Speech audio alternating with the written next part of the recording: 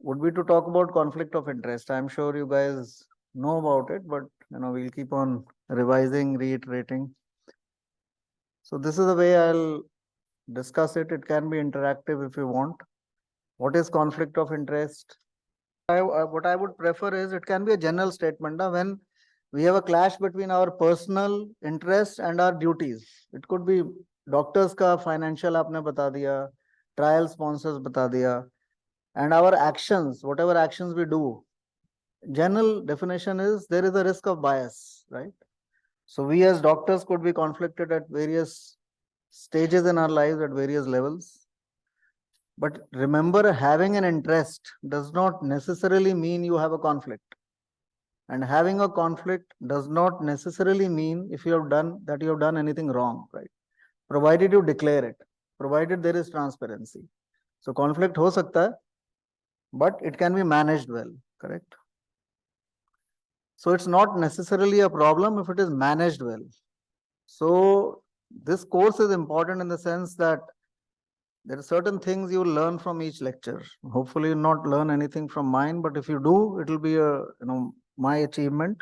So these are small things which, at this stage in life, if you learn, you will be very well served in your future careers. So industry physician interactions. आजकल भी debate हुआ था जब NNC brought out guidelines. It can cause conflict of interest at various levels because we as doctors and industry, we have a very unique relationship. The industry cannot sell products or medicines or devices directly to the consumer, right? It needs us. And medical profession cannot treat, जिस भी branch से हो आप, you cannot treat your patients if you do not get drugs or devices which are produced by the industry. So it's like a symbiotic relationship, and we have a common aim, which is patient benefit. Right? Just wake him up यार, तुम्हारे side में जो है वो फिर सो गया. Yeah.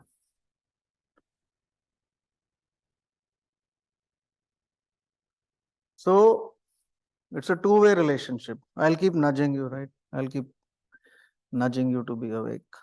So it's a two-way relationship, industry and doctors. Very delicate relationship, and you have to manage it very well because abhi aapke, at nascent stages in your career. So there are certain precautions you would need to take. So why does industry want to build a relationship with me as a doctor, as a cardiologist, or you as a pulmonologist or intensivist? आप बताओ मुझे.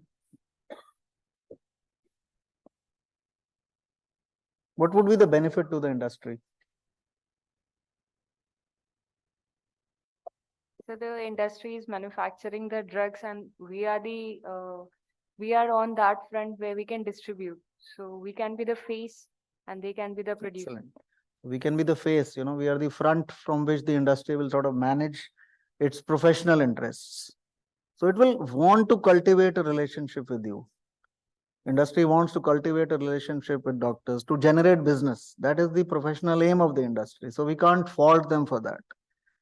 And sometimes industry considers, higher in hierarchy you are, they consider you as a good sort of an investment, right? And it is well published literature that positive relationships with doctors does translate into, as you rightly said, good business for them, right? So they will want to cultivate a relationship with you. And do you think the medical science also benefits from industry relationship? So first of all, as you rightly said, we collaborate a lot of time with the industry because many research and innovations are industry driven. आप देखोगे कितने सारे trials हैं, they are industry driven. It will translate into drugs, devices, as you said, which will help our patients. Secondly, an important thing, जो interventional branches से लोग हैं, minimally invasive branches से लोग हैं, you all know that these techniques have been developed in partnership with the device industries. And many a times we get training opportunities. There are a lot of fellowships in the West which are funded by the industry, which were funded by the industry. So we'll cover those things as well. But as I said, the goals and the guiding principles of each vary. Industry has its business foremost in its minds, and we probably want to serve our patient community. That is our foremost purpose, hopefully. So although these relationships are mutually beneficial, as I said, and these relationships will often start in your medical school. जब आप कहीं से internship भी कर रहे थे, house job कर रहे थे, you would see industry want to interact with you, right? And these relationships, as I said, they will persist throughout your life. So you cannot shy away from them. So, but again, if you manage them well, you will be successful. So as I said, the lines can often become blurred, and these potentially ethical relationships can become a potential conflict of interest. And that is the purpose of, what Dr. Vanita does this every year. She has these lectures, these courses designed to cover these small nuances. So a bit of a history as well. Does anybody know what is this? I just show a photograph because I can never pronounce this. So this is the guy who wrote this. कौन है ये? लिखा हुआ बगल में नाम. So Sir William Osler, right? So he wrote this book in late 1890s when he was moving from the University of Pennsylvania to the Harvard School of Medicine. This was a part of his lecture he gave to his students as his farewell lecture.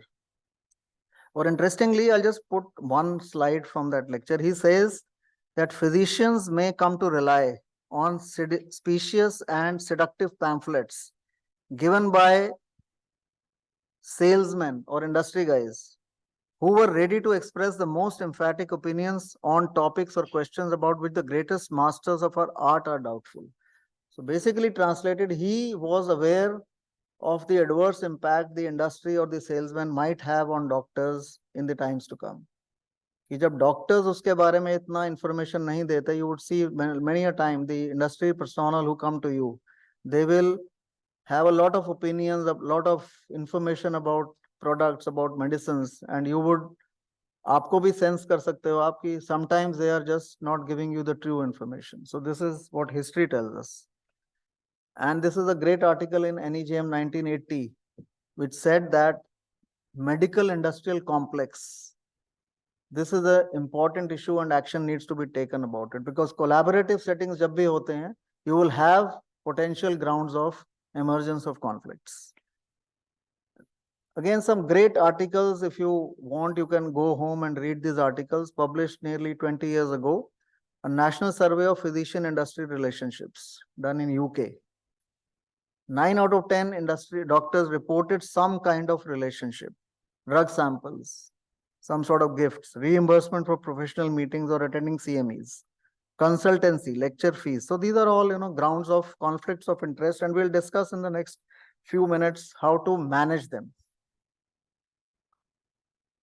Some recent data, nearly about 8 years ago, contact between doctors and industry and its effect on prescribing habits. And what they found was that there was a positive relationship between the frequency of the medical rep visiting your clinic or hospital and your prescription habits.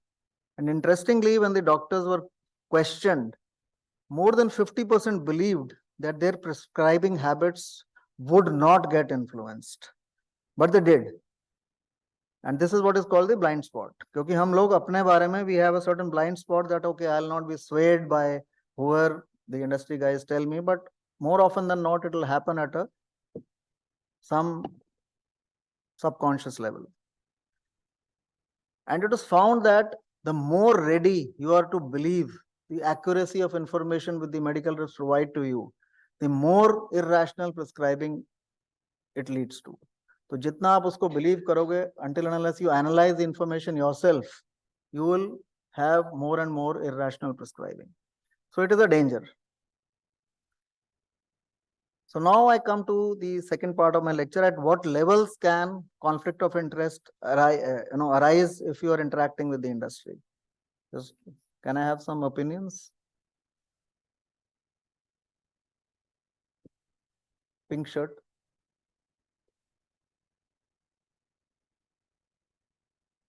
किस किस level पे हो सकता है? When the medical rep visits you, उस level पे हो सकता है. Anything else? During conferences, right? Conferences, excellent. Anything else? Anybody?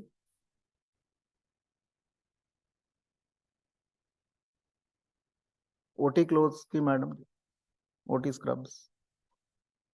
What level can it come, no? medical reps coming to you, conferences, trials, publishing, right? A lot of areas. So we have these questions, taking drug samples, is it unethical? Attending educational meetings, sponsored meetings, is it unethical? Is educational funding of research by the industry unethical? So we'll just cover these questions. In sub levels pe conflicts ho sakte hain. So again, I'll just throw in a bit of a history. Harvard Medical School, you've all heard of it. It's the epitome of sort of ethics. So way back in 2009, the American Medical Student Association awarded an F grade. F is supposedly very bad in terms of ethics, which is very surprising. And the reason it happened was there are a couple of professors over there in different departments who were accepted funding from the makers of the drugs which they were using to treat their patients with. Another professor, actually just in the lecture, it mentioned a drug by name. And it was later found that the lecturer was on the board of the company that made the drug. So this is the amount of, the details into which they got into. And then Harvard pulls up its socks, and today it's one of the best ethically managed institutes. So we'll just discuss how to incorporate those things in our sort of clinical practice. So at what levels? You write medical students या doctors को जब medical reps visit करते हैं, CMEs, research fellowships, journals, trials, practice guidelines, all these things are deeply permeated by the industry.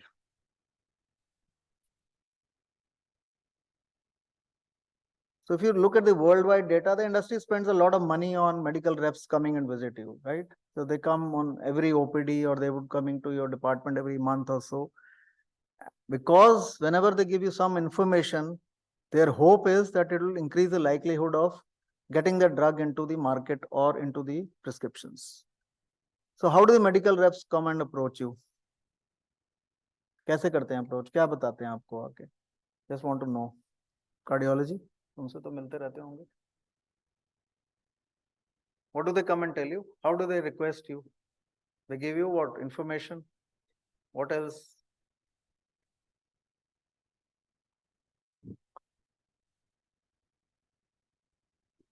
Anybody? भाई आपको आके बताते हैं ना ड्रग्स के बारे में. They give you some information, they give you some journals. How else they? और क्या बताते हैं आके? Sorry? Cost of the drug, okay. ये भी कहते होंगे दूसरी फैकल्टी लिख रही है, आप भी लिखिए, ये भी कहते हैं, right? So they appeal to your competitiveness. So they will reason and objectify with you. They will appeal to your professional pride कि आपके colleagues लिख रहे हैं, आप ही नहीं लिख रहे सिर्फ. They might give you some incentives. And finally, mercy appeal. अगर आप business नहीं देंगे, I'll lose my job. So these are the four ways they'll sort of come and approach you. Now, if you look at the published data, medical students' exposure to the attitudes about drug companies and about medical interns right at the outset of their careers. Nearly 3/4 said that some sort of company material or literature would be a good way to learn about new drugs. But the young people, young minds like you, or intelligent minds like you, they said that they are aware that medical reps are often exaggerating the benefits and downplaying the risks. So as I said at the outset of my lecture, if you are aware and you are able to sift out that information, then you probably not go wrong, because it's their job to come and tell you about their drug. But again, if you don't prescribe it left, right, and center, and you analyze the data yourself, you will not go wrong. So the information which they'll give you may not always be correct. And if you look at some recent data, interaction between doctors and the industry, data specifically from low and middle income countries as well, it is found that if you believe them blindly, it will lead to irrational prescribing. So we should have some policy about how to handle their visits or their interactions as well. And that is the very purpose of such lectures. फिर CMEs पे आते हैं. One is medical visits by the medical reps, then CMEs. So we all know that many of the CMEs nowadays are funded by a lot of industry guys. And of course, there becomes a concern of potential bias, because agar industry fund kar rahi hai, they might want to endorse or highlight their own products. So again, one opinion poll. Does attending sponsored CMEs affect prescription patterns? Yes, no, depends on the individual. Who would say yes? How many can raise your hands? Nobody. Acha, you say yes. You also say yes. And how many say no? Nobody says no. Depends on the individual. Okay. So again, depends on the individual is a safe option to take.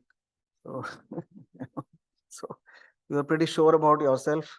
जब जब लोग हंसते हैं तुम दोनों उड़ जाते हो कि कहीं तुमसे तो नहीं सवाल पूछ लिया. So again, any answer can be correct. So I'll just show you some data, some interesting data. 30 years ago study. Effects of pharmaceutical firm enticements on physician prescription pattern. Remember, there is no such thing as a free lunch. The article also says this. So they polled, critical care guys or anesthetists, and IV drugs के बारे में CME थी, and usage was tracked in the 22 months preceding and for 17 months after the CME. And expectedly, they found that although the majority of the doctors who attended the meetings believed that such meetings would not alter their prescription patterns, सच्चाई में it did, right? Some sort of difference will happen.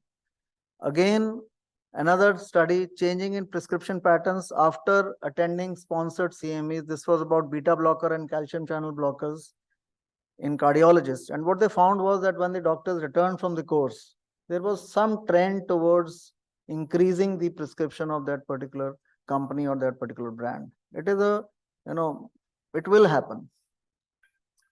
And this is some later in 2000.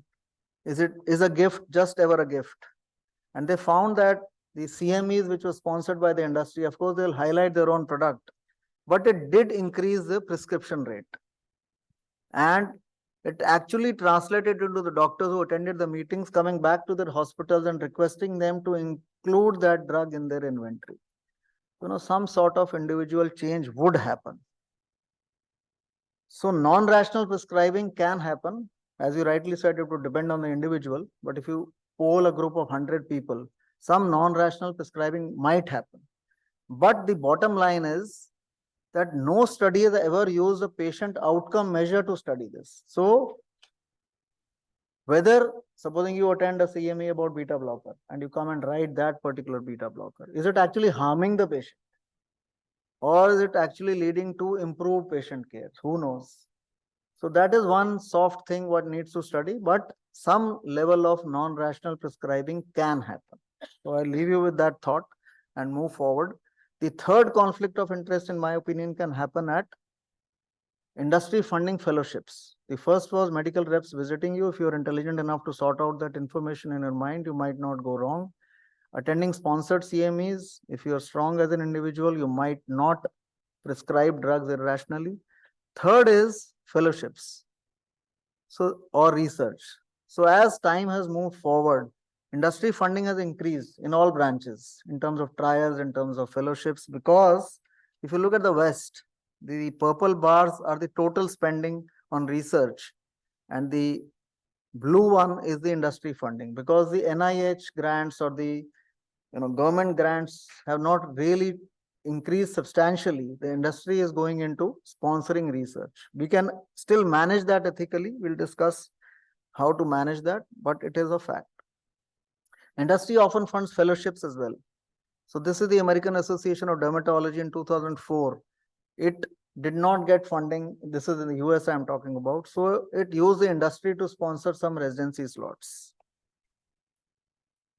Similarly, orthopedics, they use or had some industry sponsored fellowships. St. Jude Medical, which is a cardiology thing, vascular fellowships sponsored by the industry. And the American College of Cardiology in 2015 announced that it partnered with Boehringer to have some new diabetes collaborative registry. So these are all true things which happen. But again, these industry sponsoring fellowships in the West sparked out a huge controversy. And there was real skepticism that if a drug company is sponsoring a fellowship, would it be doing for purely philanthropic motives, or would it be influencing the young doctors at the very start of their careers? So this was a huge outcry in the West, and they said that probably industry getting into sponsored fellowship would represent a takeover of the medical education by commercial interests, and it is not deemed fit. So this thing died down. Associations, professional bodies said no to industry funding as far as research or fellowships are concerned. Quickly moving to the third part, और कहाँ पे conflict आ सकता है? Publishing journals, conducting trials, and a very important thing, professional organizations as well. So how does industry support medical journal? Through advertisement, through purchase of articles, sponsoring supplemental issues, and sponsoring the entire publishing charges. So why is it important for you? Because sometimes we have situations where somebody was talking about publication charges, or the open access articles. So you have to be very sure where you are publishing your article. And this was a very interesting study. These are major journals: American Journal of Psychiatry, Annals of Internal Medicine, Journal of Family Practice, even the NEJM. In some ads छपती हैं, you would all see that. When they actually polled experts, many of them agreed that these ads were actually not giving out the correct information. They would be misleading the readers. It could lead to improper prescribing. So the journal editors were cautioned that your advertisement should comply with the standards which are intended to promote proper use of the products. Again, supplements, reprints, these are often industry funded. And this is again published data to show that articles which are published in the journal supplements, when they are compared with those published in the parent journal, the supplement mein chhapte hain article, these are supplements actually published in prestigious journal like the American Journal of Cardiology, American Heart Journal. It was found that the quality of the articles which are published in the supplements are not as robust or as good as those published in the main journal. So यदि आपके पास कोई opportunity आती है to publish your research, always go for the main journal rather than the supplements or reprints or industry sponsored journals. Conducting trials. Does anybody know what is a seeding trial or a switching trial? Switching trial should be easy, you can guess. What could be a switching trial? तुम अरे switch मतलब एक drug से दूसरे drug पे switch कर दिया. Seeding, company conducted trials which simply get the doctors to prescribe their drug, seed the patient with that particular drug. Patients switch from their usual treatment to the new treatment. So these are not high quality trials, and if you are getting an opportunity, say somebody says participate in such trials, shy away from it, because these are often industry sponsored. You will be paid some money, but they are scientifically meaningless, rarely published, only used for drug promotions. So avoid such trials. And as I said, industry is known to influence drug trials in many ways, but all these data are meaningless. Multiple publications of the same data, selectively published data, and sometimes use of ghost writers who were supplied by the drug companies to actually write their papers. So I'll quickly tell you two interesting stories: Rofecoxib and Vytorin. Rofecoxib का कोई है यहाँ पे? Is there any guy who uses Rofecoxib? कोई किस बीमारी के लिए यूज होती है तो पता होगा. Sorry? Huh? What is it?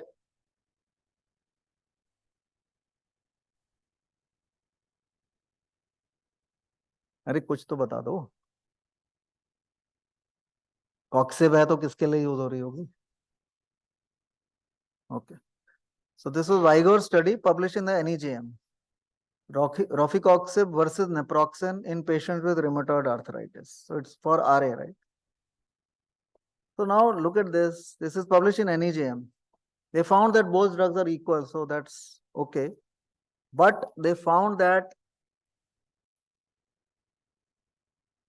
the incidence of MI was lower among naproxen as compared to Rofecoxib. So they said naproxen is cardioprotective. Actually, what was happening was that rofecoxib was cardiotoxic. So they downplayed and switched the statement to be naproxen is cardioprotective. And they hid that particular thing. And this got published in the NEJM. And 4 years later, there are a lot of reports that rofecoxib leads to increased myocardial infarctions. And it was voluntarily withdrawn from the market 4 years later. And they concluded that the increased risk of MI was hidden in the original paper in NEJM, and it was attributed to cardioprotection of naproxen rather than cardiotoxicity of rofecoxib. So by the time it was withdrawn, nearly 80 million people had been prescribed the drug, and the sales had shot to more than $3 billion. So ultimately, the company it underwent litigation, it reimbursed people, but that is how, trials can also mislead you, trials in good journals. So I'll just quickly quote you another trial. Cardiology guys would be aware of this. Enhanced investigators, Simva versus ezetimibe in combination versus Simva alone. These are statins. And this was a 24-month trial, and it was a primary outcome measure was the change in the carotid intimal medial thickness, जो carotid artery का thickness है. So it was not a clinical endpoint trial. And what they found was that the combination therapy with ezetimibe and simvastatin did not result in a difference in the carotid medial thickness. So that means both the drugs are same. Now pay attention to this. The combination costed around $100 a month, and the Simva alone costed $6 a month. So actually Simva alone, the cheaper drug, was as good as the more expensive drug. Now the American College of Cardiology said that this is an imaging study, not a clinical outcome study. So one should not draw any conclusions from that. And guys who are taking the combination should not stop taking the prescribed medications. Further research is needed, when actually they could have worded to say that the individual therapy is as good as the combination one. And similar statement from the European Society of Cardiology. So the point I'm telling you all this is that despite journals, robust journals, good quality journals publishing such research, an actual senatorial inquiry happened into this trial a couple of years later. It was found that Merck and Schering-Plough, who was the sponsor of the trial, had actually paid the ACC and the ESC. I'm not saying this happens only in cardiology. I'm quoting cardiology because I'm a cardiologist. And they might have influenced the comments about Vytorin or the combination therapy. So good journals can also publish some such research. The last conflict of interest, professional organization, they have endorsed bewildering industrial products. If you see in 2009, the American Academy of Family Physicians proudly announced partnership with Coca-Cola to have a public education campaign about obesity. With Coca-Cola, they're partnering. And when their CEO was queried, he said that, okay, we have had relationships with Pepsi and McDonald's also in the past. So this is to the extent some organization will go because they get funding. So does pharma industry influence guidelines? So again, quickly, lastly, I'll just show you 3 quick examples, because the idea is to stimulate your minds that you should take many things with a pinch of salt and actually delve into the data yourself. This is gabapentin. Again, it was found that the parent investigators manipulated some data, and actually the guidelines were endorsed by Germany. The primary endpoints were changed midway, unfavorable data were not reported. Similarly, this drug for psoriasis was judged more favorably in the S3 guidelines, which is again a German guideline, than in a guideline endorsed by the NICE. And what they found was that many of the investigators who were in the S3 guidelines, which actually endorsed the drug, had some sort of financial links with the parent company which was marketing the drug. So this is a conflict of interest which should not have happened in the first place. And if anybody from nephrology is here, this is some 15-year-old data in influence of industry on the renal guideline development. So this guideline in 2007, they increased the hemoglobin range from 11 to 12 to 11 to 13 for CKD patients. So this translates into increased use of erythropoietin. And when actually an inquiry happened, they found that Amgen was the main manufacturer of ESP and was also the sponsor of the KDQ guidelines. So sometimes this endorsement or this industry sponsorship can really affect your guidelines also. Because many a time you would find that even major authors will not report their conflict of interest while drafting the guidelines. So this raises the questions about the objectivity of the guidelines. Because if you believe many of the guidelines blindly as well, then you might overprescribe or produce some harm. So what are the answers? Quickly, before your chai comes. So most doctors have agreed that is appropriate for, you were asking about medical institutions or SGPGI ka tum pooch rahe the. So it is important to have rules on industry interactions to avoid potential conflict of interest. So I'll quickly summarize what in my opinion should be and what is the practice abroad. So if you see medical rep visits, it doesn't happen in our country or in our institution, unfortunately. But I quoted Harvard. So what they did was regulate site access, medical reps not allowed in non-patient areas, and scheduled by appointment. So it should happen. Prohibit acceptance of gifts from the industry, whether on-site or off-site. Doesn't happen in our place or our country. Drug samples. What do you believe? Drug samples लेने चाहिए हम लोगों को कि नहीं? What do you believe? तुम बताओ. I'm asking you. Blue. So the amount of drugs that they actually give is insufficient or inadequate dose to actually assess the efficacy or the tolerability or the side effects. So it makes no sense. Good answer. But so you say it should not be taken, right? So that is interesting opinion तुमने दिया कि it is not in an enough dosage as well. And secondly, data reveals also that many a time it is not even given to the people who deserve it, right? It is often given to, we may give it to our acquaintance or people who can afford it in the first place. So Harvard, what Harvard does it, samples can be left at the center's pharmacies.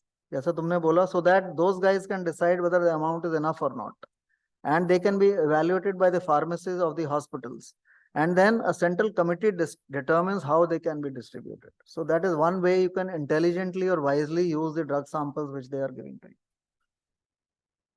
CMEs. So there are a lot of policies in the West. I personally believe that productive interactions between the industry and academic medicine can be done. You can have productive associations with them, provided you have appropriate industry sponsored or industry not sponsored but supported CMEs, because they could be important for knowledge sharing. I mean, it's a debatable thing. We can have discussions if you have time. So what many people do in the West, they have a central office to which all requests for industry support comes. The funds are centralized. And whenever you do a meeting, the doctors have the control over the scientific content and speakers. It is perhaps easy to say, difficult to do, but it has been done. And avoid presenters using company slides or company logos, and develop audit mechanisms regularly to ensure that what you are doing is correct or not. So it is possible and can be done, rather than have no meetings at all.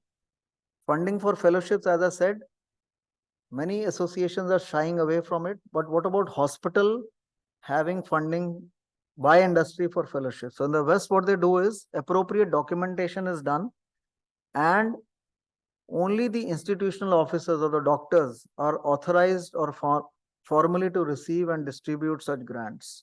And the industry has no control over who actually gets the fellowship. So the hospital has complete control over it.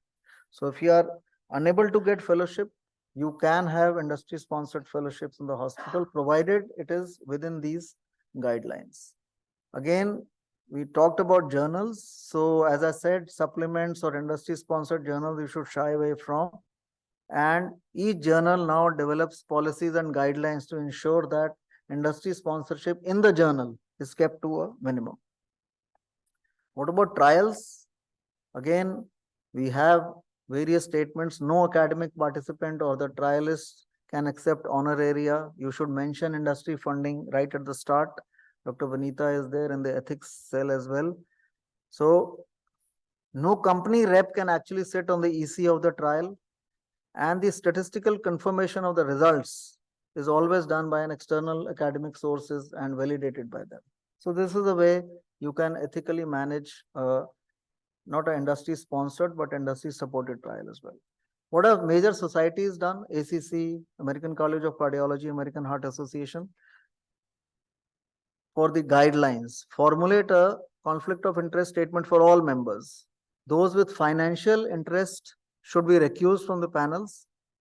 Those with an interest which cannot be divested should only contribute a minority of the panelists who are actually drafting the guidelines. So only members without the conflict of interest will develop the final recommendation of the guidelines. And in this way, the guidelines have become more robust and scientific driven. So this is the last part, legal sanctions. Have you ever heard of this Sunshine Act? So again, Google it and go through it. It's a very interesting thing. USA passed it in 2010, whereby there is a mandatory public disclosure of all payments or transfers to the doctors by the medical company. All payments. So this is in public domain. Any consulting, honoraria, grant, research, even gifts, food, travel. So this is all in the public domain. So just Google Sunshine Act. It may be a good thing to read it up. Remember, even the Sunshine Act does not prohibit collaboration with the industry. It only says that you should declare it.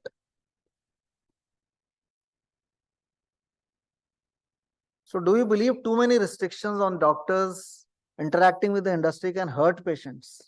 What do you believe? Yes or no? Who says yes? Good. Yes. Mic पे बोला तो 2 बार माना जाए. And who says no? Nobody says no. Yes भी कोई नहीं कह रहा. Maybe you want me to finish. So if you look at the US, जब से Sunshine Act लागू हुआ 2010 में, what they found was it started in Massachusetts. And what they found was that although not prohibited by the Sunshine Act, the grants for trials, grants for visiting professors, PG programs, they got cancelled because people got scared. They said, okay, if you're not sure legally, why do it in the first place? So as you rightly said, I mean, I also believe that this could impact future innovations. It could impact future research, reluctance on the part of the sponsors to conduct medical research until and unless we devise ways to ethically manage these conflicts. So in my opinion, medicine or surgery or whatever is very, very technology dependent today. We have a lot of innovative cutting edge research going on. There's a lot of room for quality improvement. So although industry will provide such support, it also gives you fertile ground for conflicts of interest by such collaborations if they are not managed in a transparent way. So medical curriculum should have certain lectures or certain guidelines to help us interact in a better way with the industry. And that is the very purpose of what these courses Dr. Vanita does. That is the very purpose of these courses, because it may not be necessary to have one conclusion, one message, but it's important to have a dialogue between all of us. So in my opinion, level of the regulatory bodies, we need to have some guidelines, level at the institution and personal level. These are the 3 ways, in which we can manage it ethically. Regulatory bodies, while the guidelines urge the doctors, आपने NMC में भी देखा होगा, they tell the doctors to stick to an ethical conduct.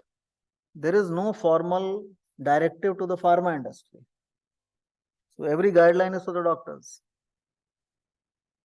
NMC, MCI have formulated guidelines, but not many of us are even aware of it.